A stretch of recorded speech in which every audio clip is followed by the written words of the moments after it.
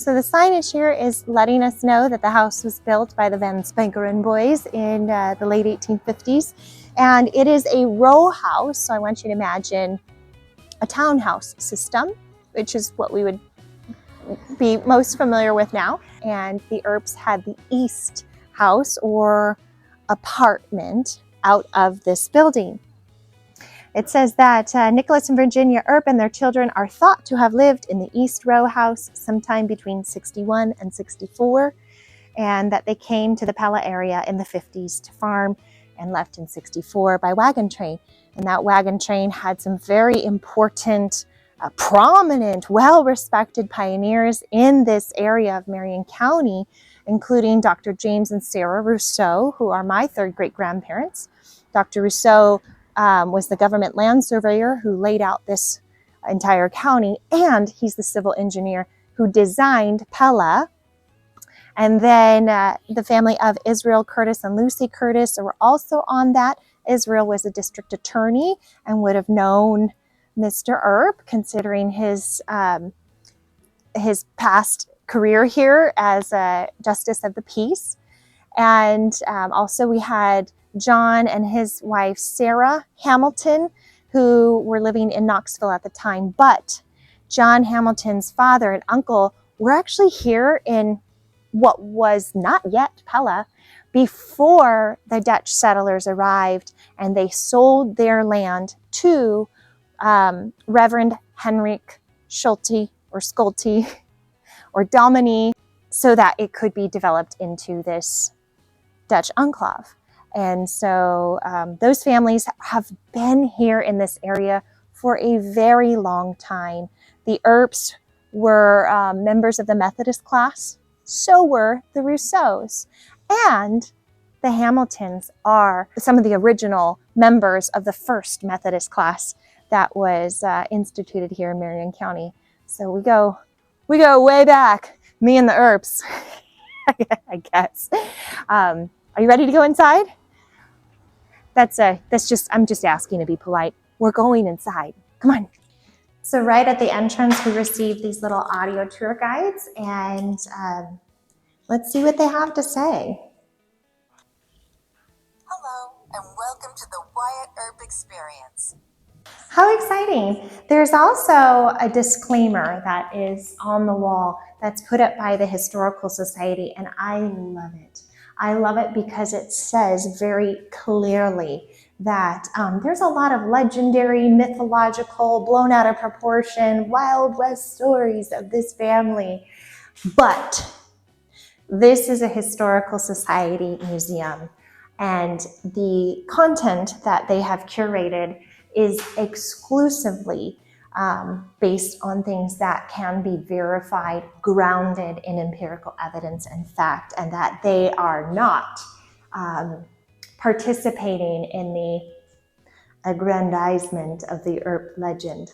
They are looking specifically at the youth of Wyatt in this exhibit as he would have experienced his youth here in Pella. So if you are looking for something that goes beyond that, you want the Wild West shootout, Tombstone, blah, blah, blah, blah, go to Tombstone. But here they are really trying to stay true to the Pella community and the experience here. You're looking at a very beautiful map of Pella, a bird's eye view from 1869. And if we zoom in right here, number 3, that is the Methodist Episcopalian Church. And from various Earp biographies, we can confirm that his family did attend church regularly. So that's where they would have gone, as well as the Hamilton family. Here I get a little more clarity on where exactly the Earps may have been living. So from where I was standing outside of the building earlier, we were actually looking straight at the Earps' apartment. They were on the east side of the building, on the downstairs portion of that. But originally, the Van Spankeren brothers kind of divided this building into 2 townhouses. It's the best description I can think of. And each one lived in one half of it until later It appears that it was broken up and more families could live in the smaller apartments of it. In the middle here, we see a census that shows Nicholas Earp, Virginia, James, Virgil, Wyatt, Morgan, Warren, and Virginia and Lucinda Davis. Now I have a question. Who's Lucinda Davis from Kentucky? 17 years old in 1860. All right, here's your homeschool project. Get in deep. Internet searches, Ancestry, Genie, books. Who's that lady? Maybe she's a relative. Snails and collective lawman, an outlaw hero with a sense of justice and countless other things.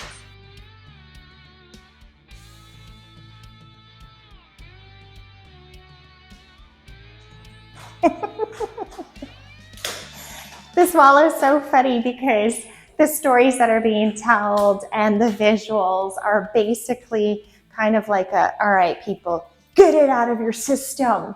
Here is the legend before we move into the real deal. It's got every imagined version of Wyatt that is popular in popular media, etc. And it just makes me giggle. You hear all these different stories of, oh, I met Wyatt, and oh, Wyatt was this, and Wyatt told me that. And from actual research and actually reading these books and biographies and documents that say, oh, Wyatt Earp told me this, and if Wyatt Earp told me this, it must be true. And then we talk to someone else and we read another book and they're like, well, Wyatt told me that, and because Wyatt told me, it must be true. And then both Wyatt's stories actually don't add up with a basis in fact or have any evidence, empirical evidence, non-biased evidence to support them. Then we just start going, my theory is that Wyatt contributed as much to his legendary exploits as anyone else. And I think about this as a historian or a family historian, actually. And I think when people are talking to you and interviewing you and asking you about your life and your past, and we're going back to the 1920s and 1930s, we don't have the internet. And we're thinking, no one's going to fact check, right? No one can go back, and there's no newspapers.com, there's no ancestry.com, there's no, these things don't exist. So at the point when he's providing anecdotal stories that sound really cool and heroic and all these things with the teeny tiny details, we have to think when he's saying this stuff, he's not expecting that anyone ever is going to scrutinize every word, every twitch of his eye, but now we can, and now we are able to calm down those stories just a bit and ground them in facts, and I'm glad we are. So we're going to go into the Earp apartment and see what it was like to be living on the east side of this building. So this is pointing out that it was close quarters in this apartment. And we had Nicholas and Virginia Earp with 4 children who lived in this apartment, plus Lucinda Davis, whoever she is.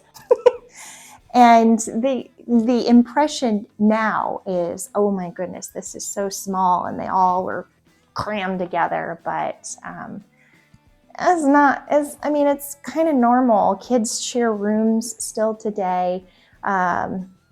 Maybe not in certain neighborhoods, but I grew up where I remember being little and 3 kids were in one room, and that was normal. We had bunk beds, and that's just what we did. And so I kind of laugh at this. I'm like, oh, there's 4 kids?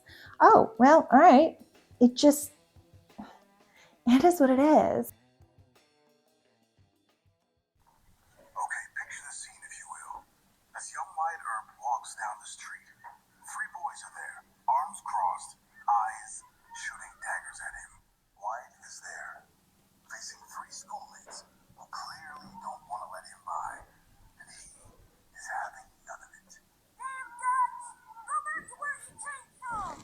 the stories that they had talked about was Wyatt was having some trouble with some of the local Dutch kids here, and his father, Nicholas, encouraged him to go be a man and fight them.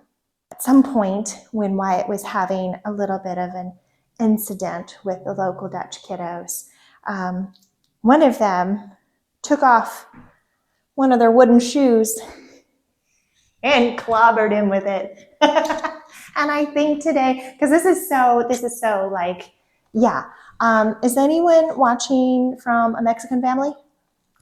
Bite, you mouth off, and mama takes her chancla off, right? And takes her shoe off, her flip-flop, sandal, slipper, whatever she's got, and you're getting a clobbering. But that can be nowhere like getting a clobbering from a cloggerin.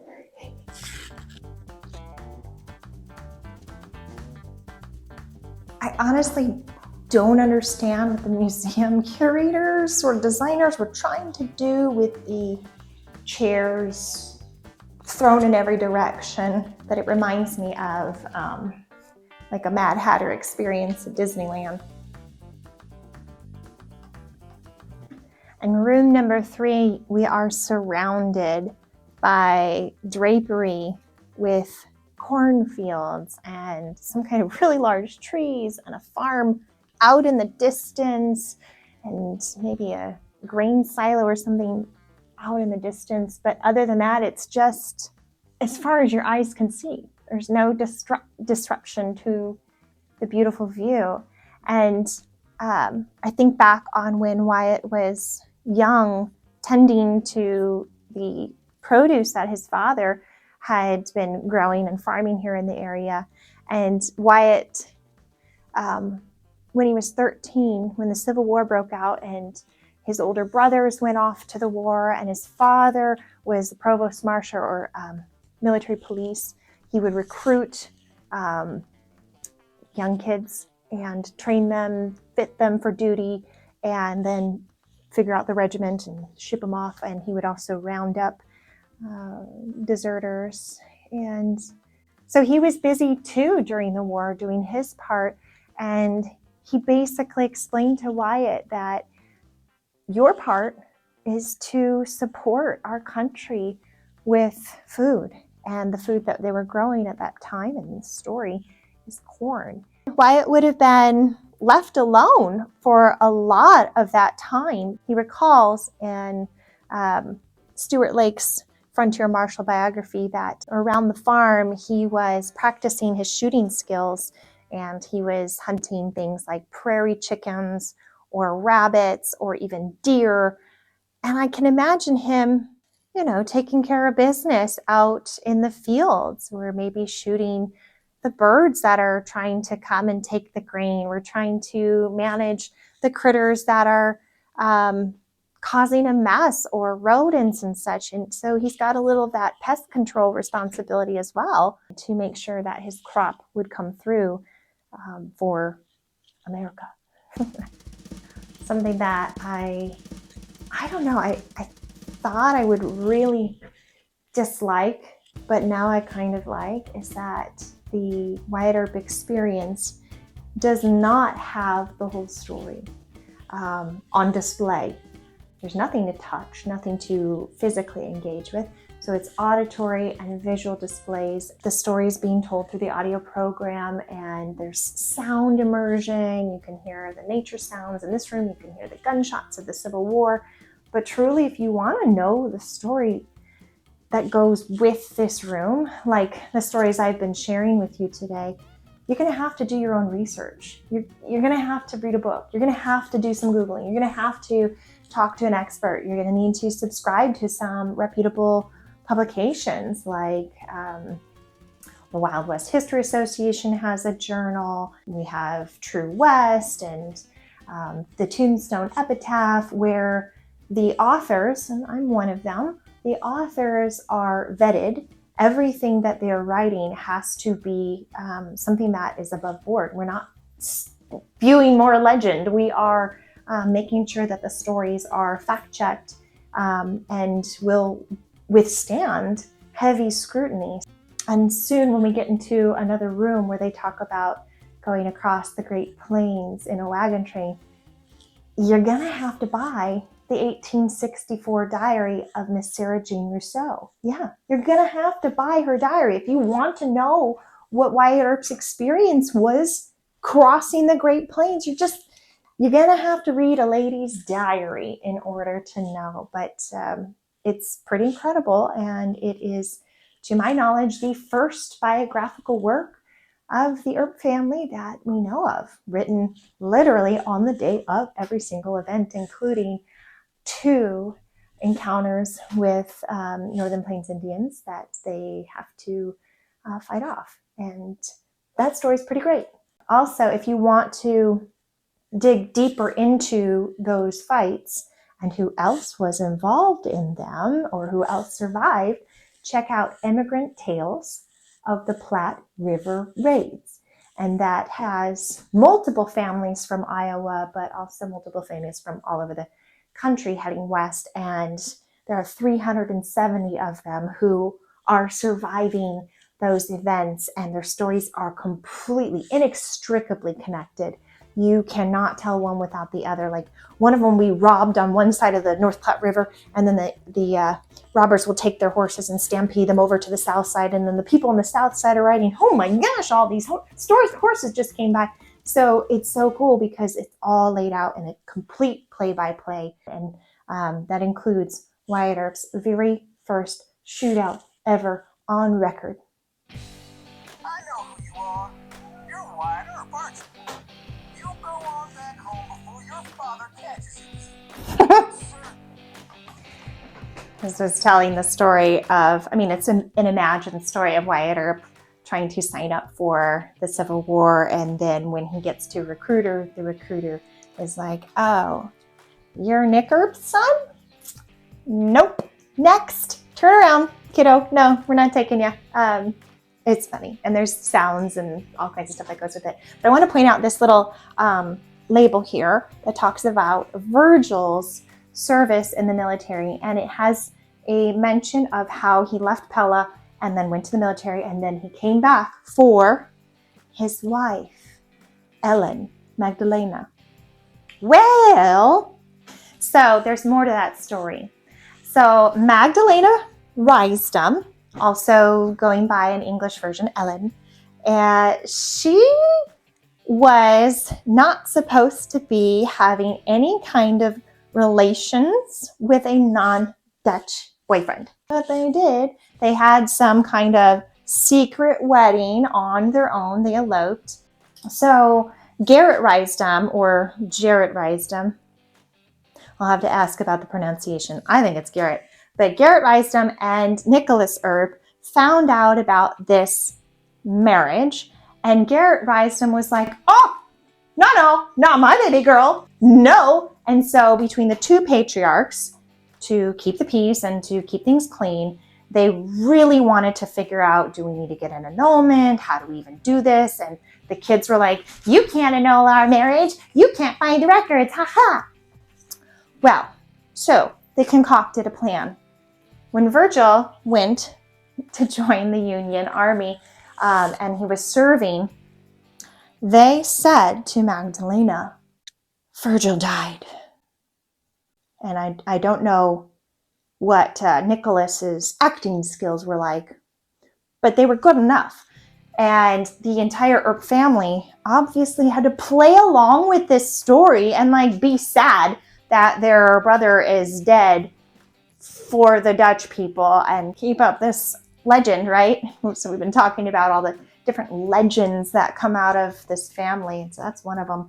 But he came back here. Virgil came back to Pella. His wife had had a baby, a daughter, and they weren't here when he came back.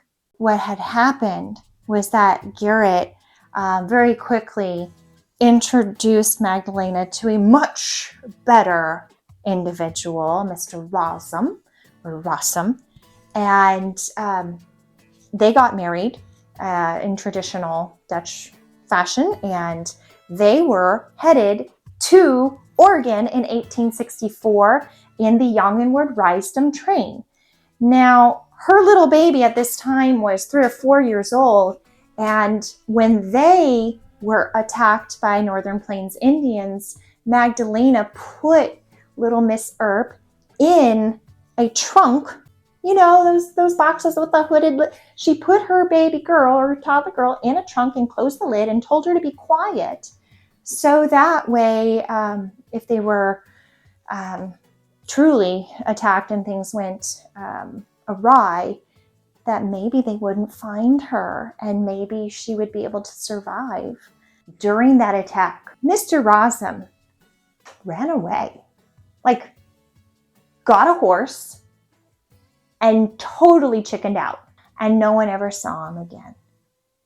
Except later, we learn through empirical evidence that he returned to Iowa, found himself a new wife, and started over. And he left Magdalena with another baby. So as soon as they got to Oregon, Magdalena now had a double divorce. They thought he was dead. They thought during the attack maybe he lost his scalp somewhere, or I don't know, and considered her able to marry again. So she married Mr. Eaton out in Oregon and started a new life with man number 3, who was also not Dutch. Another story on that, and you'll see it so clearly if you read Emigrant Tales of the Platte River Raids, is that the Jongenwoord Rysum train is actually right in front of the Earps Pella Company.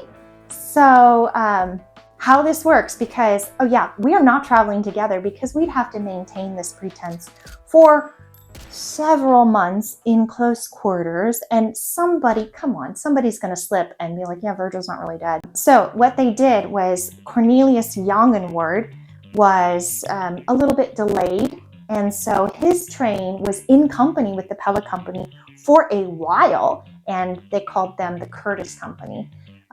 They were more closely associated with the Curtises. And so they are seeing each other, camping with each other up all the way from Iowa through into Nebraska. They're keeping tabs on each other through Wyoming during the Platte River Raids. They're all survivors of that. But Garrett Rysum, he had his family ahead of constantly so that there would be absolutely no interactions. If you can imagine, that would have been really weird. They had waited close to where the Platte Bridge Station is now, Fort Casper. They had waited for the Jongenwoord portion of the train to finish up and meet them because they lost so many horses that they couldn't move on. So they needed their buddies to hurry up, catch up, and redistribute the animals so that they could continue on to Oregon.